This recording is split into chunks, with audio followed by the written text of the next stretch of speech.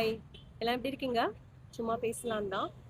நம்ம எப்பவுமே நமக்கிட்ட என்ன ப்ராப்ளம் இருக்கோ அதுதான் ரொம்ப ரொம்ப இந்த உலகத்துல பெரிய ப்ராப்ளம் அப்படின்னு நினைப்போம். அப்கோர்ஸ் இந்த உலகத்துல எல்லாருக்குமே ஏதோ ஒரு ப்ராப்ளம் இருந்துகிட்டே தான் இருக்கு. எல்லாரும் suffering with some or other thing. But நம்ம கிட்ட இருக்க பிரச்சனை தான் அதிகம். மத்தவங்க எல்லாமே ஹாப்பியா இருக்காங்க, சந்தோஷமா இருக்காங்க அப்படின்னு நினைச்சுக்கிட்டு நம்ம ப்ராப்ளத்தை மட்டும் பெருசா நினைச்சு அதை பத்தி மட்டும் யோசிச்சுக்கிட்டு மத்தவங்கள வந்து பாதர் பண்றது, இல்ல மத்தவங்கள வந்து ஏதாவது பெரிய பிரச்சனையா அப்படின்ற மாதிரி கேக்குறது. இந்த மாதிரி நிறைய பேர் நம்ம பண்ணிட்டு இருக்கோம், நம்ம சொந்தக்காரங்க கிட்டயோ நம்ம ஃப்ரெண்ட்ஸ் கிட்டயோ. லைக் அவங்க ஏதாவது ஒரு ப்ராப்ளம்னு சொன்னா கூட இதெல்லாம் ஒரு சாதாரண விஷயம் தானே, இதுக்கு எதுக்கு இவ்வளவு ரியாக்ட் பண்ணணும், இதுக்கு எதுக்கு இப்படி பண்ணணும். பட் அவங்களோட ஷூஸ்ல நின்னா மட்டும்தான் நமக்கு தெரியும் அது எவ்வளவு பெரிய problem, how much it is bothering them அப்படின்றது.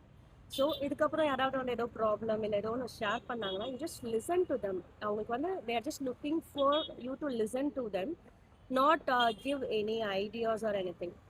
Of course they need your guidance or idea, but just listen பண்ணுங்க and then you tell them what they can do. So that they will not think next time ஏதாவது share பண்ணலாமா பண்ண வேண்டாமா, இவங்க judge பண்ணுவாங்க, இது ப்ராப்ளமா இது ப்ராப்ளமே கிடையாது அப்படின்ற மாதிரி ஜட்ஜ் பண்ணுவாங்க அப்படின்ற மாதிரி யோசிக்காம they'll be come back to you again and again. They'll be thinking of that you are their true and real person again. புரியுதா?